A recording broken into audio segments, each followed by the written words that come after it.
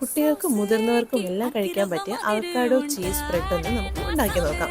വളരെ എളുപ്പമാണ്, ഇനി വളരെ ഹെൽത്തി ആൻഡ് പ്രോട്ടീൻ റിച്ചും കൂടാണ്. ബ്രെഡിലും ചപ്പാത്തിയിലും ഒക്കെ സ്പ്രെഡായി നമുക്ക് യൂസ് ചെയ്യാൻ പറ്റും.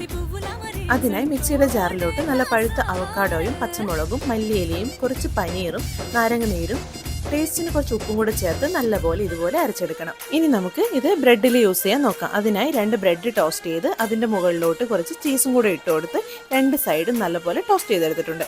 ഇനി ഇതിൻ്റെ മുകളിൽ കുറച്ച് സ്പ്രെഡും കൂടെ തേച്ച് അടച്ച് വെച്ച് നമ്മുടെ ചീസ് ഒന്ന് മെൽറ്റാകുന്ന വരെ ചൂടാക്കാം. ഇതിൻ്റെ മുകളിലോട്ട് ഒരു ബ്രെഡും കൂടെ ടോസ്റ്റ് ചെയ്ത് വെക്കുന്നുണ്ട്.